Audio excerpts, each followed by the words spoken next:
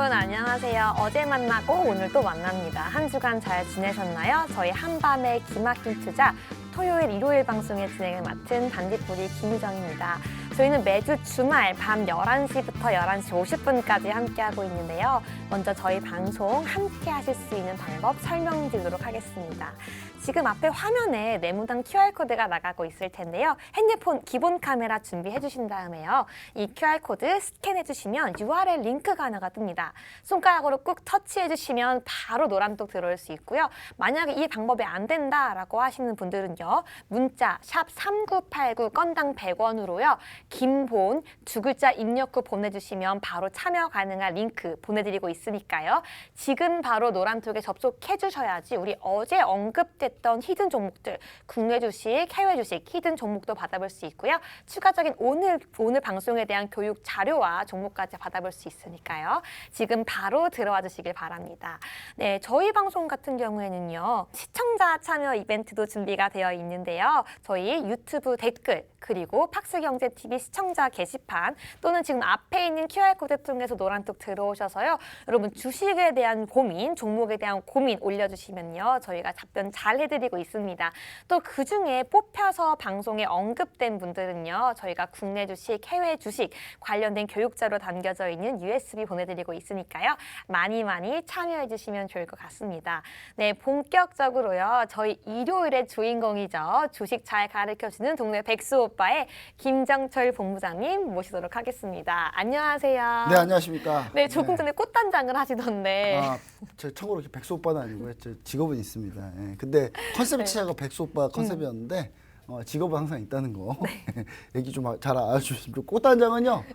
지금 메이크업을 잘 못 받아서 제가 오늘 제가 컨디션이 좋지는 않습니다. 좋지는 않은데 열심히 한번 재밌게 한번 달려보도록 하겠습니다. 네, 시청자 립밤 여러분들 한번 발라주시고요. 네, 오늘 같이 하시면은 오늘 종목이랑 많이 좀 다시 한번 또 얘기 드릴 거니까요. 시청자 여러분들 함께 끝까지 한번 잘 보시면 좋을 것 같습니다. 네, 우리 방송 시작 전부터 본부장님이 아주 저에게 신신당부를 하셨어요. 오늘 정말 많은 종목 언급될 거니까 잘 기억해라라고 언급해 주셨는데요. 여러분들도 저처럼 기억하시면 좋을 것 같습니다. 궁금하신 분들 지금 바로 노란 독방 입장하시면 좋을 것 같고요.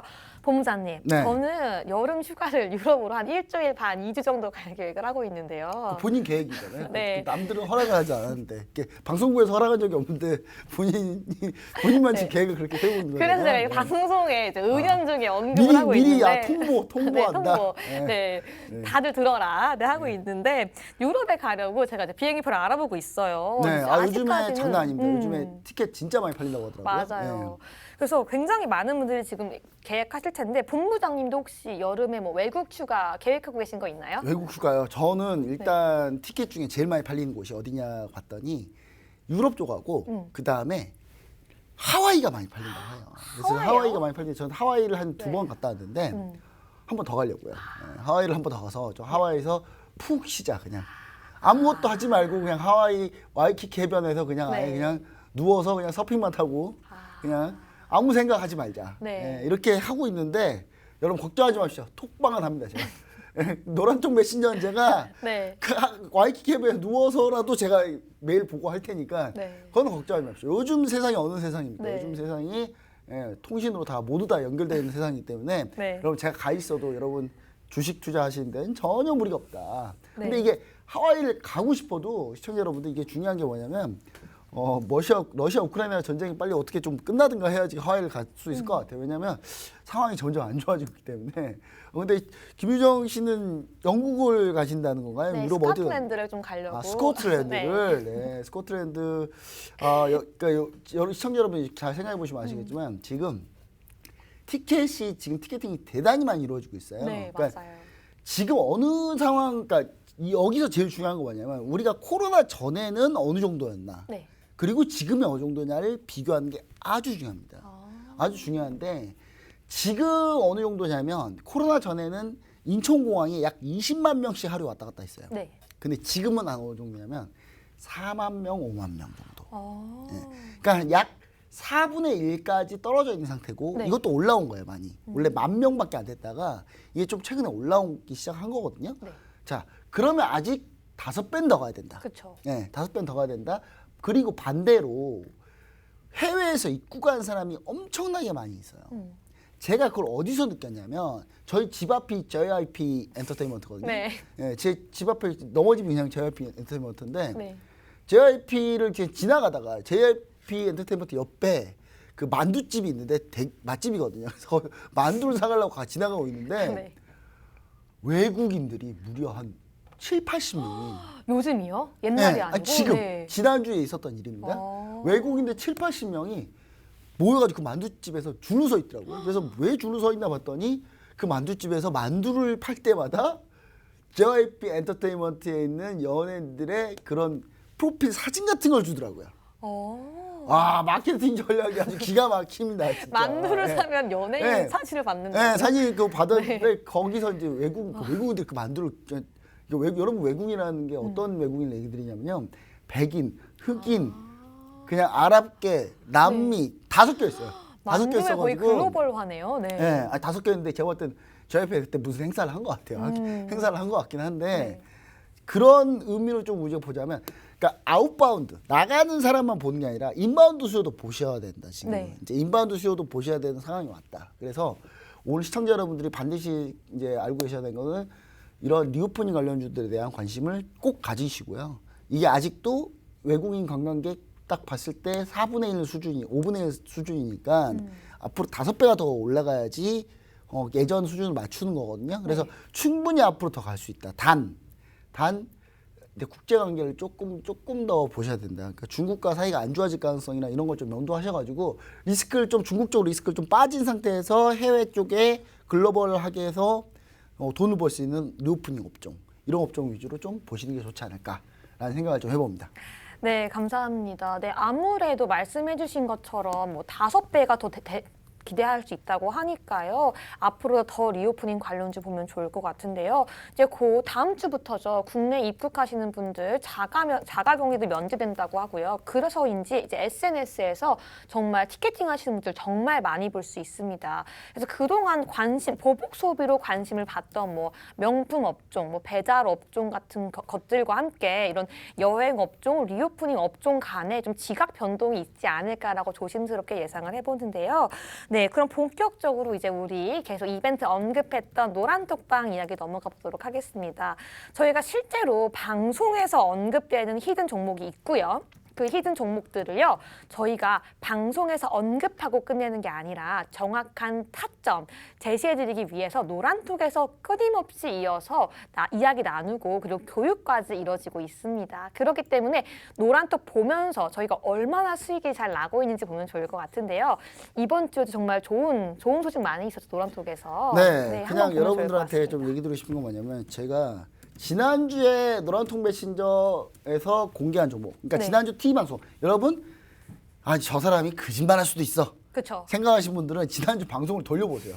돌려보시면은 제가 마지막에 히든 종목이 하나 있었어요. 네, 네 글자로 땡땡땡땡. 그렇죠. 그냥 코딩 관련주의자, 그 다음에 엑스포 이제 엑스포가 지금 어느 정도 부산에서 지금 엑스포를 유치하려고 하고 있는데 네. 여수 엑스포 때 관련해서 관련주였던 기업이자 그 다음에 추가적으로 코딩 관련주가 있었는데 그 종목이 이름이 뭐였냐면 시공테크였습니다. 시공테크. 네, 시공테크였는데 이 시공테크가 여러분 네, 차트 보여주세요. 네, 시공테크가 지금 어느 정도 됐냐면 제가 지난주 진짜 정확히 얘기하면 지난주 일요일 날 여러분 방송에서 얘기 드렸거든요. 근데 이 시공테크가 월요일 날 그냥 25% 뽑아버렸어요. 바로. 네. 바로 다음 날 그냥 바로 급등. 아니 본부장님이 자꾸 언급만 하면 자꾸 급등을 하는데. 그러니까 네. 저는 시청자 여러분들이 그래서 종목을 좀 보실 때 항상 좀 같이 좀 잘 보셨으면 좋을 것 같아요. 그러니까 시공테크 같은 경우는 사실 이런 것도 있었거든요. 그러니까 자세히 노란톡 메신저 들어오신 분들은 제가 한번 설명을 해드렸는데 종목별 매매 동향을 보시면 이 시공테크가 그동안 금융투자가 꾸준히 매집을 했었던 종목이에요. 금융투자가 계속 기관에서 계속 매집을 했거든요. 그러니까 시가총액이 큰 종목이 아닙니다. 시공테크를 보시면 아시겠지만 시가총액이 1,600억 작은 종목이에요. 네. 작은 종목임에도 불구하고 이런 종목 보통 기관이 안 사거든요. 네. 절대 안 삽니다. 왜냐하면 기관에서는 리포트 나오지 않는 종목들은 샀다가 잘못 샀다가 큰일 나기 때문에 잘못 샀다가 많이 밀리잖아요. 그럼 책임을 져야 돼요. 예, 책임을 져야 되기 때문에 리포트가 나오면은 그 책임이 약간 전가가 돼요. 네. 근데 이 금융투자가 이렇게 빠르게 매집을 계속했다라는 부분, 그거를 우리 차트에서 보시면은 여기서 차트에서 기술적 분석으로 좀 보시더라도 이때 저가에서 상당히 많은 매집이 이루어졌거든요. 네. 많은 매집이 이루어졌고 그 다음에 이게 한번 뜨기 시작할 때가 언제냐면 자 보세요 여러분 화요일 날 3월 8일이 무슨 날이었냐면 3월 8일이 선거 바로 직전 날 네. 그 다음이 3월 10일이 선거 끝나고 다음 날 선거 끝나고 다음 날부터 갑자기 장대 양봉을 뽑더니 주주주주 그냥 달린 거거든요. 시청자 여러분들이 그러니까 이런 종목들이 이제 윤석열 당선인 관련주라고 볼 수 있는데 사실상 얘기 드리자면 윤석열 당선인 관련주가 아니라 안철수 위원장 관련주예요. 사실은 이 시공테크는. 네. 시공테크는 안철수 위원장 관련주였는데 이 안철수 위원장 관련주였던 이유는 뭐냐면 코딩을 했던 회사 그러니까 안철수 위원장이 과학기술에 또 네. 진심이지 않겠습니까? 삽질에는 별로 진심은 없는 것 같아요. 네. 그래서 거기에 대한 언급을 잘 안 하시던데 네. 과학기술에 대해서는 뭐 약간 진심이신 것 같아요. 안철수 위원장님께서. 그러면 이제 코딩이나 이런 그 우리나라 관련해서 이제 코딩이 이제 프로그램 만들고 막 이런 거잖아요. 네. 이런 것 쪽에 좀 많이 관심을 갖고 계시기 때문에 그것 때문에 이제 좀 반등을 했다가 이날 급등을 왜 했냐? 이게 갑자기 또 뭘로 바뀌었냐면 윤석열 당선인의 국방부 집무실이전 네. 관련주로 엮였어요. 이 그러면서 관련주가요? 그냥 네. 폭등한 상황이고 여러분 노란통 메신저 들어와 계신 분들은 다 아실 거예요. 예. 그리고 제가 전날에 자 국방부 이전 얘기가 지난주 일요일 날 주말에 나왔어요. 네. 주말에 나오자마자 제가 가만히 있었겠습니까? 제가 주말에도 안 쉬어요. 주말에 노란통 메신저에다가 제가 관련주들 뭐입니다. 딱 올려놨어요. 예, 그게 대표적인 게 자연광경입니다. 자연광경 보시면은 자연광경 역시 마찬가지로 바로 월요일 날 그냥 급등했죠. 상한가를 찍었어요. 그냥 상한가 뽑았어요. 그냥 상한가 뽑았고 상한가에서 추가로 더 간 지금 상태인데 물론 반대가 많이 있습니다. 국민 여론은 절반 이상이 반대예요. 근데 윤석열 당선자는 그런 거에 개의치 않습니다. 그냥 밀어붙일 거예요. 예. 뭐 이게 좋은 건지 나쁜 건지 잘 모르겠는데 우리가 좋은 건지 나쁜 건지 판단하지 말자고요. 우리는 이걸로 수익을 내자. 수익을 네. 내자. 그러면 자연광경 같은 경우는 조경사업을 하는 회사입니다. 네. 그럼 조경사업을 하는 회사인데 이 조경사업을 하려면 그러니까 국방부 집무실 이전하게 되면은 어차피 조경사업 다시 해야 돼요. 또 전부 다 다시 해야 되고 용산에 이제 공원을 하나 만들기 때문에 거기에 대한 조경사업이 상당히 좀 많이 들어간다라는 네. 얘기를 좀 드리고 싶고요. 물론 이게 실현이 안 될 수도 있어요. 왜냐하면 지금 대통령은 문재인 대통령인데 문재인 대통령이 이거를 청와대 집무실 옮기는 거에 대해서 사전 준비를 해줘야 되는데 막말로 이거 돈이 500억 들어간다고 했는데 사실 500억보다 더 들어가거든요. 그거는 이미 다 밝혀진 사실이기 때문에 아무리 그쪽에서 500억밖에 안 들어간다고 백날 얘기해봐야 국방부에서 이미 자기들 이전하는데 4,500억 들어간다고 이미 다 얘기했기 때문에 그거는 뭐 안 먹힐 것 같고요. 일단 그래서 반대를 하는 경우가 있고 반대 여론이 많을 수 있습니다. 많을 수 있기 때문에 초반에 수익을 이렇게 냈다면은 여러분들 지금은 일단 지켜만 보시는 게 제일 좋아요. 그러니까 상황을 보면서 가셔야 돼요. 지금 보시면 이제 초반에 급등했던 종목들은 이런 종목들이 급등을 했고요. 서부 T&D나 뭐 이런 종목들이 급등했지만 지금 나중에 우리가 봐야 될 건 군통신선. 어차피 진짜로 옮기면 국방부도 빠져야 되거든요. 딴 데로 빠져야 되는데 그럼 합참으로 빠지고 합참 빠지면 또 연쇄 이동이 일어나는데 그러면 군통신선을 다 다시 해야 돼요. 네. 다 다시 해야 되는데 이게 뭐 사실은 여러분 분명 뭐 그런 얘기 할 거예요. 국민의힘이나 이쪽 윤석열 당선자 쪽에서는 돈이 별로 안 들어간다고 하는데 말도 안 되는 얘기죠. 일단 군통신선 다시 까는 데만 수백억 들어갑니다. 일단 기본적으로. 네. 기본적으로 수백억 들어가고 거기에 EMP 방어 시스템부터 해가지고 싹 다 깔려면 그냥 사실 이거 하면 한 조단위로 들어갈 것 같아요. 조단위로 들어갈 것 같은데 이게 이제 그렇게 보시면 좋을 것 같아요. 이게 옳고 그름을 떠나서 우리는 만약에 이게 실현돼 있거나 실현되지 않거나를 따지면서 우리가 종목들을 좀 보자. 그러면 이제 예를 들어서 통신선 깔면 구리선이 반드시 들어가거든요. 그럼 구리 관련주가 뭔지 이런 거 보시면 되거든요. 그래서 이런 종목은 추가적인 종목은 제가 노란통 메신저에서 노란통 메신저에서 그러니까 요거는 시간을 두고 좀 본 종목이에요. 왜냐하면 실제로 그게 액션이 이루어졌을 때 갈 수 있는 종목이기 때문에 지금은 이제 자연광이나 이런 종목들이나 우리 알려준 종목들이 같겠지만 그거는 시간이 지나면 실질적으로 수혜받는 종목들이 또 있습니다. 그래서 그거를 제가 따로 또 얘기를 좀 드릴 거예요. 네. 그러니까 노란테블릿 들어오시면은 그거까지 해서 반드시 제가 추가로 또 공개해드리도록 하겠습니다. 네, 이 종목 같은 경우는 숙성이 필요하다. 노란톡에 네. 들어와서 정확히 어떤 종목인지 알고 교육과 함께 정확한 그 타점을 알아야 한다. 이런 네. 말씀이신 거죠. 또 저도 정말 좋은 소식이 있었어요. 네, 무슨 우리 소식이 있었나요? 김정실 본부장님께서 제가 또 열심히 방송할 때도 제가 열심히 이렇게 적으면서 배우고 있거든요. 아, 배우면서 하시네요. 그쵸. 네. 제가 또- 아니, 전 적은 모습 별로 본 적이 없었는데 언제 또 적으셨는지. 네. 네, 저희가 또 LG 에너지 솔루션 이제 공모주 할 때 네. 본부장님께서 이미 한참 전부터 정확하게 분석하시면서 차트도 보여주시고 하시면서 정확한 그 이게 과대평가를 받고 있는 건지 아닌지 그리고 적정 주가가 얼마인지까지 정확하게 알려주셨었어요. 아마 네, 그렇죠. 계속 보시고 계시는 시청자분들도 기억하실 텐데요. 제가 한 지난주쯤 보니까 우리 네. 본부장님께서 정확히 찝어주신 그 적정 주가보다 한참 밑돌더라고요. 그렇죠. 한참 밑돌고 있죠. 네, 지금. 제가 그래서 우리 본부장님 말은 믿으면 된다라고 해서 제가 분명히 지난주에 매수했는데 지금 일주일도 안 지났거든요. 근데 지금 17%가 조금 넘게 이미 수익을 봤습니다. 17%나요? 네. 일주일 동안? 일주일도 안 됐어요. 오늘 7% 올랐죠. 오늘. 네. 오늘 급등, 오늘 이제 여러분 방송하는 날이 오늘 3월 25일인데 오늘 7% 급등했습니다. 근데 이게 사실 LG에너지솔루션 이런 포인트가 하나 또 있어요. 뭐냐면 테슬라의 주가가 지금 보시면 아시겠지만 테슬라가 반등을 하고 있거든요. 네, 천슬라죠. 네, 네. 테슬라가 다시 됐는데 이 테슬라 주가 반등이 도대체 왜 일어나는지를 잘 따지고 보시면 네. 테슬라 같은 기업은 바로 판가의 전이를 시켰거든요. 그러니까 자동차가에 올려버렸어요, 그냥.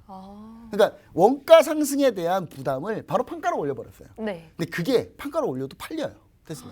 요즘 시가라는 소문이 있던데 네. 테슬라. 요즘은 이제 요즘 테슬라 같은 경우는 시장 장악력이 있기 때문에 지금 당장 판가로 올려버려도 이렇게 팔리고 테슬라 같은 경우 유럽 공장을 지금 오픈했거든요. 유럽 공장 오픈하면서 테슬라의 앨런 머스크가 거기서 막 춤을 추고 계시더라고요. 유럽 공장 내에서 막 이렇게 막 춤추고 계시더라고요.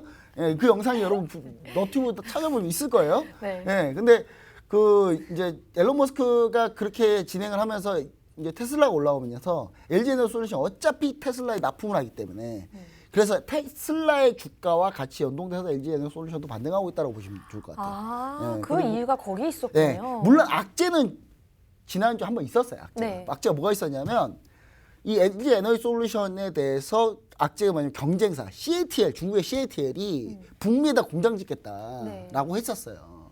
그래서 중국의 CATL 배터리 회사가 LG에너지솔루션의 최대 경쟁자인데 네. 여기가 지금 북미에다 공장을 짓겠다?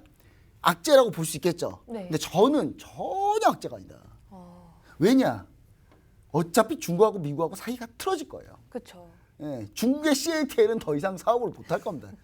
예, 제가 볼 때 중국은 미국이 절대로 키워주지 않습니다. 예, 오히려 그래서 사실 테슬라도 공장 유럽에다 짓었거든요. 왜냐하면 중국 리스크가 너무 심하기 때문에. 네. 그래서 제가 봤을 때는 그 중국 전기차 시장이 이제 좀 숙성도에 올라와 있어요. 성장하는 시장은 아니에요. 그래서 제가 봤을 때는 LG에너지솔루션이 거기에 대해서 전혀 걱정 안 하셔도 된다. 제가 봤을 때는 요거는 적정 주가 50만 원 근처 47만 4천 원인데 네. 그 근처까지 갈 거다라고 얘기 다시 한번 좀 드리도록 하겠습니다.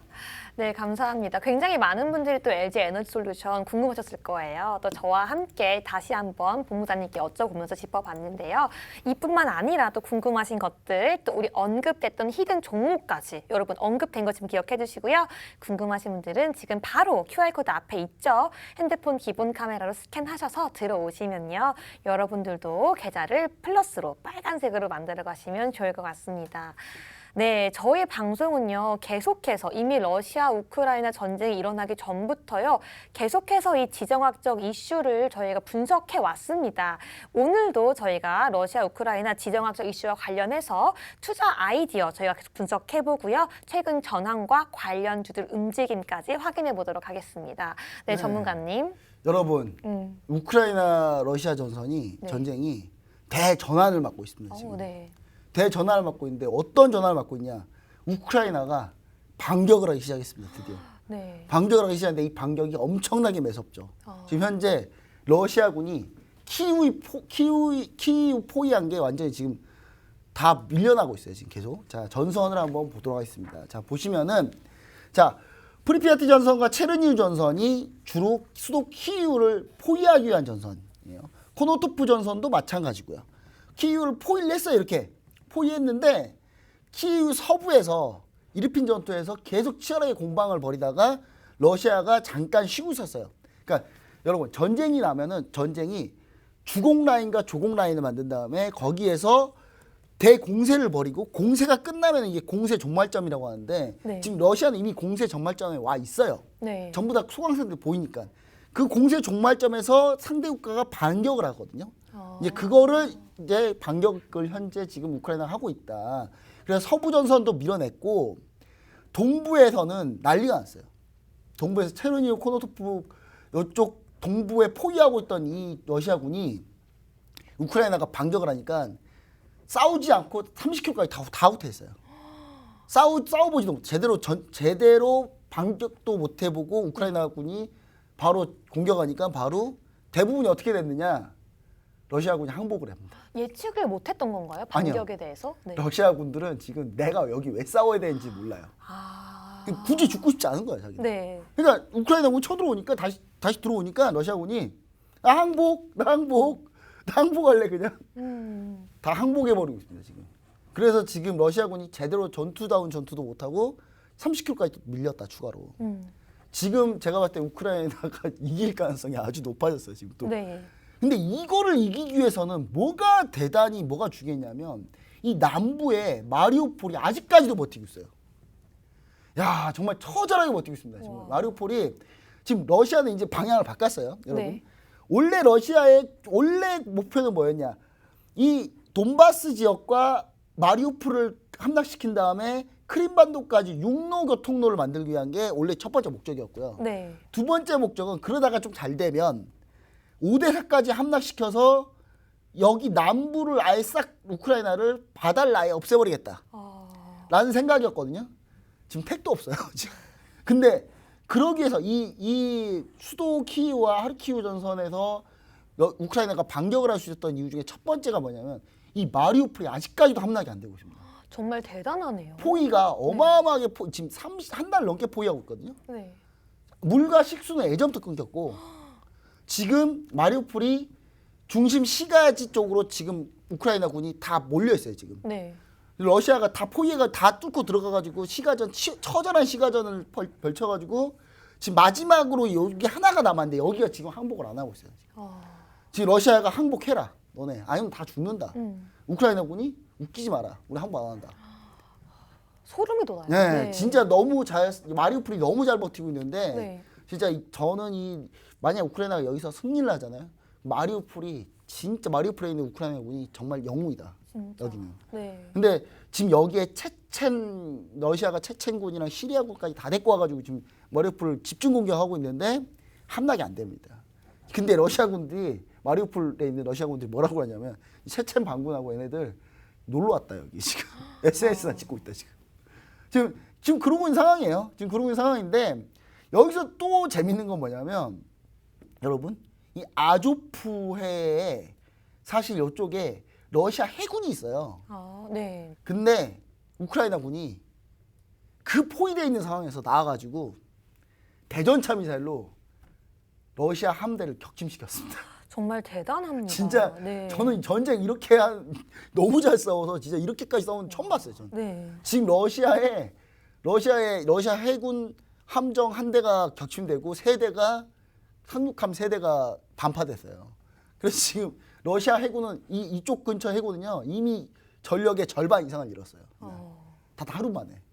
그 러시아 장군 지금 6명째 전사했고요. 네. 지금 우크라이나가 너무 잘 싸우고 있다. 이쪽 니콜라이우도 현재 지금 반격이 시작됐습니다. 반격이 시작돼서 지금 러시아군이 헤르손으로 이제 밀려 있는데 네. 여기서 여러분 진짜 러시아가 뭐가 문제인지 제대로 드러난 게 뭐냐면 이 니콜라이우 지역 쪽 헤르손 전선에서 어떤 사진 한 장이 포착이 돼 있는데 러시아군 그 군용 트럭에 달려있는 그 기관총인데 이 기관총이 맥심 기관총이라고 네. 1800년에 썼던 기관총이에요. 1800년도에 썼던 기관총을 쓰고 있어요 지금. 러시아군이 얼마나 보급 상황이 열악한지 네. 여실하게 드러납니다. 1800년도에나 썼던 이 맥심 기관총을 지금 1800년 후반대에 처음 나온 기관총이거든요. 이게 근데 이걸 지금 현재 러시아군이 최전선에 쓰고 있어요. 도대체 무슨 생각으로 전쟁을 일으킨 그러니까 걸까요? 지금 무슨 생각인지 모르겠어요. 네. 러시아군이 사기도 안 좋고 보급도 안 되고 지금 러시아군이 곳곳에서 지금 약탈하고 있거든요. 진짜 자기들 먹을 게 없으니까. 네. 지금 그러고 있는데 지금 러시아는 선전한다고 여러 데서 막 그 군민들한테 먹을 거 뿌리고 있어요. 자기 군인들한테 주지도 않으면서. 네. 진짜 제가 봤을 때 거의 러시아가 패배할 가능성이 아주 높아졌다. 이제. 근데 여기서 한 가지 문제는 뭐냐면 러시아는 패배를 하더라도 사실 어제 무슨 일이 있었냐면 러시아가 만약에 나토에서 만약에 전쟁 조금이라도 더 개입하면 네. 나는 우리 핵 쏘겠다. 그랬더니 이제 바이든이 또 언급했죠. 바이든이 네. 그랬죠. 뭐라 그랬냐면 너네 쏘면 우리 자동 참전이다 우리. 그렇죠. 너네 쏘는 순간 우린 자동 참전할 거다. 그러면서 이제 거의 상황이 약간 좀 저는 그러니까 그게 있어요. 그러니까 러시아군이 차라리 저는 이제 우크라이나에 대한 승리를 염원을 하는데 이게 전 세계적으로 봤을 때 러시아가 극단적인 선택을 할 가능성이 아주 높아요. 극단적이라면 뭐가 있을까요? 핵미사일을 누를 가능성이 아주 높습니다. 지금. 절대 그냥 지지 않을 거예요. 그러니까 여러분 지금 우리가 어떤 생각을 해야 되냐면 지금은 시장이 좋고 괜찮잖아요. 네. 제가 볼 때는 이거 전쟁 여기서 더 길어지잖아요. 제가 볼 땐 러시아가 극단적인 선택을 할 가능성이 아주 높아요. 지금 현재 먼저 생화학전 한번 할 것 같은데 네. 생화학전 한번 시작하고 거기서도 밀리면 아마 핵을 누를 가능성이 아주 높다. 근데 바이든이 뭐 앞으로도 러시아가 뭐 바이올로지컬, 케미컬 웨폰을 쓸 경우에는 정말 확실하게 리액트를 하겠다라고 언급을 했는데도 불구하고 그렇게 생화학 무기를 사용할까요? 하죠. 왜냐하면 푸틴은요. 여기서 네. 만약에 지잖아요. 푸틴 정권 뺏겨요. 거의 궁지에 몰린 쥐군요. 지금. 제가 볼 때 네. 푸틴 같은 경우는 그냥 이게 여러분 이 상황이 지금 무슨 상황이냐면 러시아의 정보부 FSB가 지금 이 상황에 대해서 자기들이 써놨는데 마치 지금 1944년 독일 같다 우리는. 1944년 그러니까 이미 자전거 페달을 밟았고 네. 멈추면 쓰러지는 거예요. 여기서 더 이상 멈출 수도 없고 이제 여러분 보세요. 만약에 생화학전 하잖아요. 바로 참전이에요. 나토가 바로 참전합니다. 생화학전은 이거는 생화학전은 민간인을 어마어마하게 죽이는 거기 때문에 그냥 바로 참전이에요. 바로 참전하게 되면 일이죠. 러시아는 이길 수가 없어요. 지금도 못 이기는데. 근데 여기서 러시아가 못 이기는데 여기서 과연 러시아가 그냥 물러날까? 그래서 저는 시청자 여러분들이 약간 이 부분을 좀 생각을 해보셔야 된다는 얘기를 좀 드립니다. 그래서 상황이 극단적으로 치달았을 경우에 우리가 어떤 종목을 봐야 되는지를 보셔야 돼요. 자, 핵을 쏠 때 과연 러시아가 우크라이나만 쏘겠냐, 딴 데에 쏘겠냐를 또 고민해 봐야 되고요. 네. 만약에 우크라이나만 쏜다라고 한정을 치면 러시아도 공멸하고 싶지 않을 거예요. 자기들도. 네. 그러면 우크라이나에다가 전술핵, 전략핵 말고요. 전략핵은 터지면 우리가 흔히 보는 그런 핵폭탄이고 전술핵을 쓸 가능성은 있어요. 그럼 전술핵을 썼을 경우에 그러면 우리는 어떤 종목을 봐야 되느냐라는 게 중요해져요. 이제. 네. 그래서 자 생화학전 했을 때 지난주에 얘기 드렸던 게 한컴라이프 케어가 있죠. 한컴라이프 케어 여러분 공개 종목으로 공개했는데 한컴라이프 케어 약간 올랐습니다. 약간 올라왔어요. 자, 그럼 두 번째 핵을 건드렸을 경우 핵미사일 얘기가 나올 경우는 여러분 종목이 딱 세 개로 압축이 됩니다. 네. 자, 러시아가 미국에 쏘는 순간 러시아는 초토하고요. 그냥 네. 그냥 공멸이고 아마 전술핵을 할 가능성이 높은데 그럴 경우는 여러분 종목이 딱 세 개가 있다. 다 무슨 종목이냐? 방사능 피폭과 관련된 관련주들. 그다음 방사능 폐기물 관련주들 이런 관련주들인데 아주 그중에 좋은 종목이 하나 있습니다. 자, 여러분 노란통 메신저에서 공개를 해드리도록 하겠습니다. 이 종목은 무조건 핵미사일 관련해서 핵 문제가 나오잖아요. 네. 물론 이 종목 올라왔어요. 원래 이 종목도 원전 관련주기 때문에 올라왔는데 그나마 이 종목이 좀 덜 올라왔고 특히 그런 부분에 대해서는 아주 전문이기 때문에 이 종목 같은 경우는 제가 이 종목을 공개를 해드릴 겁니다. 노란통 메시지 들어오시면은 이 종목을 한번 봐보자. 시청자 여러분들 반드시 좀 참고해 주시면 좋을 것 같습니다. 네, 저희 벌써 히든 종목이 3개나 나왔는데요. 한컴 라이프케어 외에도 방사능 픽폭, 폐기물 관련해서 3가지 종목 언급되었습니다. 궁금하신 분들은요, 종목명, 그리고 정확한 타점, 매수배도 타이밍까지 알아볼 수 있도록 핸드폰 기본 카메라 오픈하셔서요. 앞에 있는 QR코드 스캔해 주셔야지 노란톡에서 정확하게 알 수 있으니까 지금 바로 들어와서 대기해 주시길 바랍니다. 저희가 이 방송이 매주 토요일, 일요일 밤 11시부터 11시 50분까지만 진행됩니다. 그때만 들어올 수 있으니까요. 지금 바로 들어오셔서 다음 주에 투자 전략 세워나가시면 좋을 것 같습니다. 네, 저희 계속해서 중요한 이슈들 또 히든 종목들 남아있는데요. 광고 먼저 보시고 찾아오도록 하겠습니다.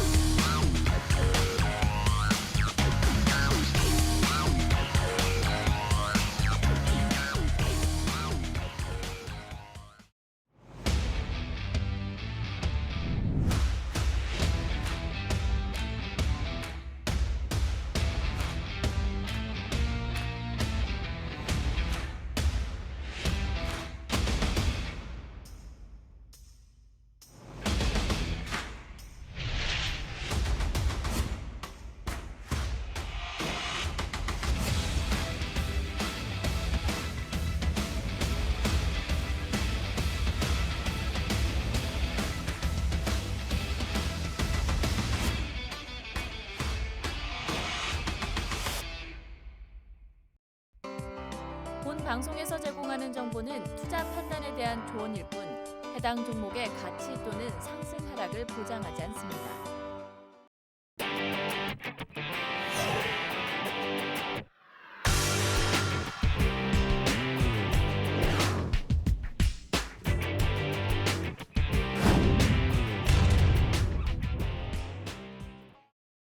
네, 저희 차기 정부 출범과 수소 정제에 대한 기대를 하고 있는데요. 강력하게 드라이브를 걸던 수소 경제, 수소차 정책이 최근 부각되지가 않으면서 수소차 관련주들이 폭락 이후 전혀 힘을 쓰지 못하고 있습니다. 앞으로도 수소 경제 정책은 어떻게 될지 전문가님과 함께 이야기 나눠보겠습니다. 네. 일단 우리 시청자 여러분들이 이제 계속 이제 3주 연속으로 제가 지금 차기 정부 관련주들 위주로 지금 얘기를 좀 막 드리고 있습니다. 제가 언급했던 종목들이 여러분 어떤 성적을 거두는지도 좀 잘 보시면 좋을 것 같아요. 네. 여러분 제가 첫 번째로 제가 얘기 드렸던 종목들 뭐가 있었냐면 그 부산산업이라고 가덕도 신공항 관련주이자 그다음 추가적으로 해저터널 관련주 부산산업을 얘기 드렸어요. 자, 여러분 부산산업 이번 주 주가 한번 보세요. 네. 보시면 안 되나요?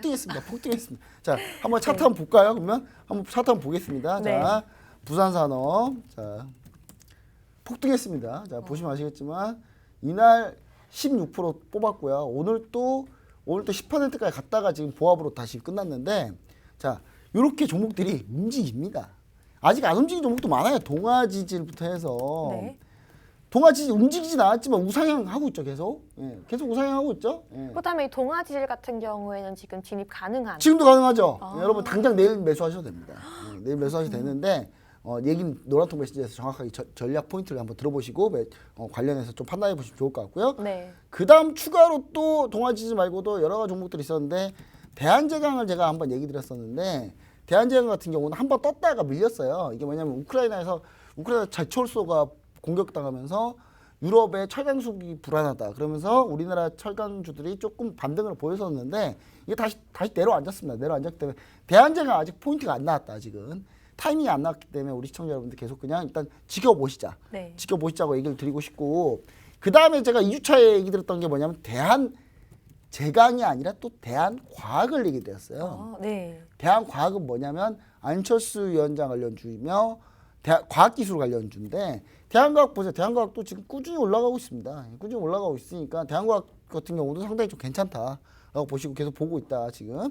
자, 여러분 잘 생각해 보세요. 원래는 자 이화공영을 한번 볼 텐데 이화공영이요. 네.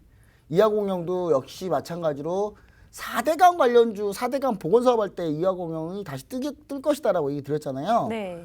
이화공영도 지금 완전히 급등한 상태예요. 급등한 상태고 이화공영 특수건설 마찬가지인데 자 특수건설도 현재 지금 고점에서 내려오진 않고 있습니다. 자 근데 이화공영의 월봉을 한번 보실까요? 이화공영 자 이화공영 월봉을 한번 보시면은 정말 폭등했던 때가 있습니다. 요때죠. 예.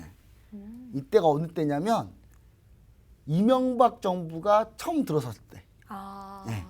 들어서기 직전이죠. 심지어 들어서기 직전이에요. 자 보시면 아시겠지만 2007년 12월이면 대통령 선거했을 때예요. 선거했을 때.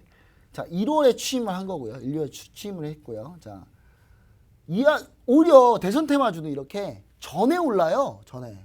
근데 올해 이번 대선은 대선 관련 정책 관련주도 하나도 오른 게 없어요. 지금 오릅니다 이제.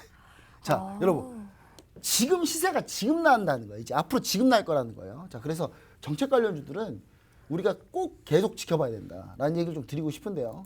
일단 자료화면 한번 보시도록 하겠습니다. 자 보시면은 자 저는 어떤 걸 좀 집중해 보고 있냐면 수소 최근에 수소 관련주들이 거의 오른 게 없어요. 그러니까 다른 것들은 막 너무 막 여기저기 올라왔잖아요. 네. 여기저기 올라왔는데 우리나라가 이제 수소 정책을 많이 할 텐데 그리고 현대차가 수소를 밀어붙이고 있잖아요. 그러면 우리 윤석열 당선자는 차기 정부 같은 경우는 수소를 그럼 배제할 수 있느냐? 배제하기 쉽진 않아요. 원자력이 있기 때문에 사실 수소에 엄청난 많은 정책을 집중하지는 않긴 하겠지만 네. 그렇지만 그럼에도 불구하고 현대차가 국토부가 거의 현대차잖아요. 거의 여러분 뭔가 뭐 얘기가 많이 있지 않겠습니까? 그럼 수소 정책 드라이브를 할 수밖에 없다. 그럼 주변국들은 지금 다른 나라들 수소 정책이 어떠냐를 좀 잠깐 알아보면 최근 중국 같은 경우가 수소 산업 지원 드라이브를 걸기 시작했는데 중국 수소 산업 발전 중장기 해가지고 2020 3호를 발표했어요. 이게 뭐냐면 2020년에서 2035년까지 요 중장기 계획을 세웠는데 중국 같은 경우 2025년까지 수소 산업 규모를 1조 위안, 2035년까지 5조, 2050년까지 12조까지 확대하겠다. 자, 2025년까지 수소 연료차 보유량을 5만 대 목표를 하고 있어요. 자, 현재는 약 9천 대밖에 없습니다. 네. 중국이. 우리나라가 약 1만 대 정도 있거든요. 그러니까 우리나라가 전체 1위예요. 1위인데. 네. 자, 여기서 이제 수소가 여러 가지가 있는데 수소도 그린 수소 있고 블루 수소가 있고 그레이 수소가 있어요. 그냥 그레이 수소는 한마디로 그냥 천연가스나 화석 연료 가지고 만드는 수소예요. 네. 거기서 이제 위로 올라갈수록 블루 수소, 그린 수소로 올라갈수록 그린 수소 뭐냐면 물이 원소교가 뭔지 아시나요? H2O죠. H2O죠. 네. 그럼 거기 H가 뭔가요? 수소죠. 그쵸. 네. 예, 수소와 산소가 결합한 거잖아요. 거기서 물에서 수소를 추출하는 이게 가장 중요한 기술이죠. 네. 요게 이제 그린 수소. 전혀 환경에 피해를 입히지 않는 네. 이게 바로 그린 수소인데 이게 약 10만에서 20만 톤까지 확대하겠다. 연간 탄소 배출량은 200만 톤 감축하겠다라는 게 목표고요. 중국 같은 경우는 태양광, 풍력보다는 수소하고 ESS 전략을 주로 쓰고 있다. 자, 중국은 이제 앞으로 태양광, 풍력 안 할 거예요. 별로. 관심 없어야 돼, 중국은. 수소로 집중할 것이다. 자, 그러면 수소에 대해서 우리가 인프라를 먼저 선점하고 있다면 중국이 충분히 우리나라하고 연계될 가능성은 높다. 다만 돈은 중국이 벌려고 할 거예요. 아마 중국은 아마 자기들끼리 돈 벌려고 하긴 할 건데 네. 그래도 소재나 이런 거는 분명 우리나라 쪽에서 수입할 가능성이 높다. 이쪽을 좀 우리가 좀 신경 써야 되는 거예요. 자, 그 다음에 수소 연료와 리튬 배터리 상호 보완 모델을 구축하려고 하고 있는데 여러분 수소라는 게 자동차로 활용하기는 너무 힘들어요. 왜냐하면 수소 충전소 가려면 충전소 가는데 100km. 충전했는데 200km밖에 충전이 안 돼. 그러면 이제 솔직히 거의 수소차를 사용하기 힘들죠. 네. 그런데 자동차 말고 여러분 트럭, 버스라고 생각을 해보세요. 충분히 가능성이 있겠죠. 네, 또 버스 같은 경우엔 차고지가 있기 있죠. 때문에 예, 그런 그렇죠. 방식으로 또 운영을 할 수 있을 또 것 수소 같고요. 충전소가 도심 한복판에 세우기에는 너무 리스크가 커요. 네. 왜냐하면 폭발 위험성도 있고. 근데 물론 뭐 탄소 소비로 감싸고 있는 상태에서 폭발해봐야 그 큰 문제는 안 생기겠지만 네. 혹시나 모르는 거죠 또. 근데 차고지 같은 경우 버스나 이런 데는 다 외곽에 있잖아요. 도시 네. 외곽에. 그래서 충분히 가능성이 있다. 그다음 가장 이 분야가 가장 이제 많이 노리고 있는 분야인데 선박하고 항공은 수소를 써도 아무 문제가 없어요. 아, 정말요? 그렇죠. 왜냐하면 수소 같은 경우는 선박이 지금 전 세계 모든 배를 현재 지금 벙커시유 쓰는 배를 모두 다 없애라고 하고 있거든요. 네. 이게 그게 IMO 2020이라고 해서 국제 회사 기구에서 협약을 맺은 거예요. 네. 더 이상 벙커시유 만든로 원료가 되는 그런 배는 만들지 마라. 그럼 기존의 연료 탱크에 다 바꿔야 되는 거예요. 그럼 천연가스 아니면 수소밖에 없는데 네. 선박 같은 경우는요 수소가 충분히 가능하죠. 항만 쪽으로 몰려 있으면 되니까. 그렇죠. 그래서 제가 봤을 때 그 수소는 이동, 보관, 저장이 힘든 거거든요. 근데 항구 쪽으로 집중해 놓으면 이동 보관할 필요가 없어요. 네. 그냥 이동만 하고 보관에만 신경 쓰면 되는 거예요. 그래서 이 항공 분야도 좀 적용이 된다. 항공도 수소 연료 항공기 같은 거를 현재 지금 준비를 하고 있습니다. 중국 같은 경우도. 그래서 우리나라도 현재 여기에 뭐가 연결돼 있겠습니까? 조선주가 이쪽에 연결이 돼 있다. 아, 네. 우리나라 조선주들이요 이미 수소랑 연료로 쓸 수 있는 모든 배 다 이미 기술 다 갖고 있습니다. 다 갖고 있기 네. 때문에 충분히 우리나라 조선주, 그래서 조선주가 계속 봐야 된다고 계속 얘기를 드리는 거고요. 자, 그다음 요게 이제 전 세계 수소차 점유율인데 우리나라가 39%가 제일 많아요. 제일 많고 미국 25, 중국이 18%, 그리고 일본이 15%, 독일이 3%, 중국이 18%네요. 네. 네.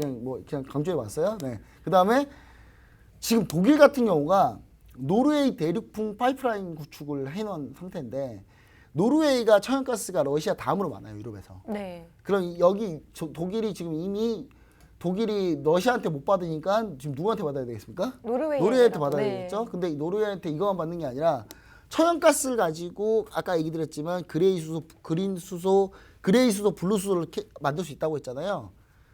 그래서 여기다가 지금 수소 파이프라인을 현재 만들려고 하고 있어요. 독일하고 노르웨이하고 그린 수소 운송을 위한 파이프라인 건설 타당성 검사에 합의했어요, 서로. 그리고 여기는 그린 수소만 하지 않고 노르웨이가 천연가스가 많이 나기 때문에 블루 수소까지도 이거는 활용하겠다, 우리가. 네. 그래서 현재 노르웨이 천연가스를 활용할 가능성이 아주 높다. 현재 가고 있기 때문에 시청자 여러분들이 수소 관련주도 우리가 좀 봐야 되는데 네. 수소 관련주가 여러분 뭐가 있겠습니까? 저는 아까 말씀해주신 네. 또 선박에 관련해서 수소에너지로 전환하는 게 너무 매력적이라는 생각이 들어서 또 조선주 관련주에서 또 뭐가 있는지도 궁금하고요. 자, 제일 중요한 거는 수소 관련주는 여러분 원래 전통적인 수소 회사들이 있어요. 예를 들면 EM텍이나 네. EM텍, YM텍이 EM텍이죠. EM텍 이런 회사들이 원래 수소하던 회사예요, 다.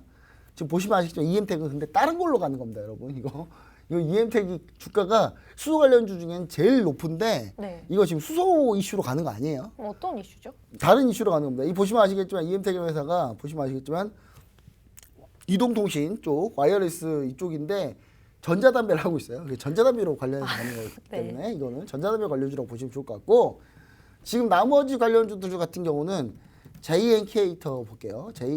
JN케이터. 잠시만요. 히터.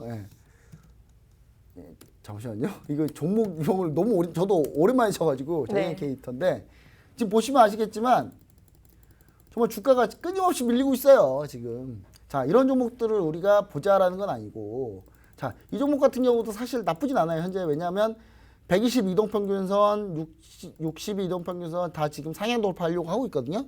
지금 조정을 충분히 받은 상태고 자, 저는 이거보다도 한 가지 종목 연료전지에 우리가 좀 집중하시면 될 것 같아요. 수소 연료전지. 저 수소 연료전지 종목이 딱 하나밖에 없어요. 네. 그거는 노란통 메신저. 노란톡에 들어와야지만 뭔지 알 수 있겠네요. 요거는 네. 상당히 우리나라에서 진짜 넘버원 기업이고요. 전 글로벌로도 아주 뛰어난 기업이고 자 보세요. JN케이터 보시면은 실적을 보시면은 이거 매수하기 좀 쉽지 않아요. 실적이 별로 안 좋아요. 네. 근데 제가 얘기하는 그 연료전지, 수소 연료전지 관련 기업은 실적이 아주 좋은 기업입니다. 어. 실적으로 먹고 사는 기업이에요. 자, 수소 관련주 중에 유일한 실적주다. 이렇게 보시면 좋을 것 같아서 그 관련 보시면 좋을 것 같고, 그 다음에 이건 공개를 해드릴게요. 이거는 노란통 메신저 이미 우리 시청자분들이 많이 우리가 갖고 있는 종목이기 때문에 효성 첨단 소재는 제가 공개를 해드리는데, 효성 첨단 소재가 탄소 섬유를 만드는 회사입니다. 탄소 섬유가 뭐냐면 수소 탱크, 연료 탱크 원재료를 만드는 회사거든요. 네. 그래서 저는 이 효성 첨단 소재 같은 경우도 이제 반등할 때가 왔는데, 아직까지는 여러분 아직까지는 접근하지 말자. 예. 공개는 하지만 접근하지 말자는 거예요. 그래서 공개하는 겁니다. 아직까지 접근하지 말자고. 이거는 사실 잘 가는 게 맞아요. 주가는 잘 가야지 맞는데, 지금 보시면 아시겠지만 3,000억 정도의 올해 순이익 예상하고 있고, 당기 순이익도 3,300억인데 시가총액이 2조밖에 안 되긴 해요. 정말 쌉니다, 싸기는. 근데 싸더라도 이거는 여기에 이제 타이어 코드를 또 하거든요. 그러니까 자동차 판매량에 따라서 이게 움직이는데, 문제는 지금 유가가 비싸가지고, 유가가 비싸서 수지타산이 좀 안 나와요. 그래서 올해 그렇게 많은 성장을 보일 것 같지 않아서 주가는 안 움직이지만, 만약 수소 쪽으로 만약 드라이브 걸렸다라고 하면은 탄소섬유 쪽에서 카본이라고 하죠. 그 탄소섬유 쪽에서 충분히 시세를 낼 수 있다. 시청자 여러분들이 효성 첨단 소재도 아직은 좀 기다리자. 그 다음에 움직이기 시작할 때 그때 보시면 된다. 네. 그래서 이제 요거 있고요. 원래 탑픽 종목인 이 수소 연료연주 관련주는 제가 노란톡 메신저에서 공개해드리도록 하겠습니다. 네, 저 본부장님께서 정말 자신 있게 탑픽이라고 언급해 주셨는데요. 저희 오늘 수소의 연료 전지 관련주 정말 실적까지 좋은 종목이라고 하니까요. 지금 바로 노란톡에 들어오셔서 어떤 종목인지 확인하시면 좋을 것 같고요. 또 함께 보너스 종목으로 효성 첨단 소재까지 언급이 되었습니다. 그 정확한 타점, 정확한 타이밍까지 여러분 알아두셔야 하니까요. 지금 바로 노란톡 들어오셔서 전문가님께 여쭤보고 교육까지 받아보시면 좋을 것 같습니다. 네, 마지막에요. 저희 지난주에도 시간이 없어서 미처 다 얘기 못 나눴던 일정이 있습니다. 바로 4월이면 AACR 미국 암학회가 진행된다고 하는데요. 지난주에 못다한 이야기 어떻게 됐는지 계속 이야기 나눠보도록 하겠습니다. 네, 제가 지난주에 아주 강조했던 종목은 딱 하나였었어요. 딱 하나였는데 공개했던 종목이기 때문에 레고캠 바이오인데, 자, 이 암학회에서 가장 우리가 이슈를 받는 게 이제 항암제인데, 항암제이지만 항암 면역 관련한 그 기전을 갖고 있는 레고캠 바이오인데, 저는 이제 여기서 이제 참가 기업이기도 해요. 원래 참가 기업들을 보시면 유한양행, 그 다음에 한미약품, 마찬가지로 다 주가가 다 비슷비슷해요. 네. 근데 여러분 레벨을 보세요. 조금씩 움직이기 시작하는 겁니다. 움직이기 시작하고 있는데, 저는 이제 레고캠 바이오를 가장 보고 있는데, 뭐 ABL 바이오도 있어요. ABL 바이오부터 해가지고 뭐 종목도 있습니다만은, ABL 바이오는 그동안 많이 올라왔고, 그 다음에 제가 보고 있는 이 레고캠 바이오는 시청자 여러분들이 이렇게 보시면 좋을 것 같아요. 지금 접근하고 있는데 지금 이동평균선이 지금 모이고 있거든요. 모이고 있을 때쯤, 그리고 외국인 투자자들이 지금 순매수하고 있고, 기관도 지금 매수하다가 지금 매도하고 있긴 한데, 기관 매수로 전환되는 순간 다시 주가는 튈 가능성이 높다. 그래서 암학회 관련 중에 탑픽은 레고캠 바이오니까 지난번 레고캠 바이오 공개는 했습니다만은 아직 매수 타점 아직 못 잡았어요. 그래서 시청자분들이 네. 계속 지켜보시면서 노란통 메신저에서 같이 함께 하시면서 이 종목 도대체 어떤 이슈가 있는지 한번 제가 자세히 한번 또 설명을 다시 한번 드리겠습니다. 제가 시간이 없어서 또 오늘 또 얘기를 자세히 못 하겠네요, 제가. 네. 저희가 언급해드리는 종목도 알려드리고 싶은 내용이 너무 많다 보니까 저희가 준비된 내용이 정말 훨씬 많은데도 저희가 어쩔 수 없이 노란톡에서 계속 이야기 나눠봐야 될 것 같습니다. 오늘 히든 종목 굉장히 많이 나왔고요. 또 아까 언급됐던 수소 연료전지 관련주, 그리고 또 지금 또 언급됐던 AACR 학회 관련된 레고캠 바이오까지 추가 대응 방법 정말 궁금하다 하시는 분들, 우리 본부장님 같은 경우에는요, 어떤 이슈가 있기 전에 미리 정말 선제적으로 대응을 하고 정확한 그 타점까지 노리시기 때문에 정말 높은 수익을 가져가시는 분이거든요. 지금 바로 앞에 있는 QR코드 스캔해 주셔서요, 노란톡 들어오시면 좋을 것 같습니다.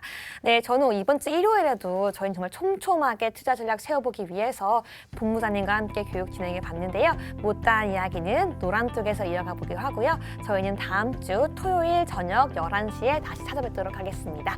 네, 시청해 주셔서 고맙습니다.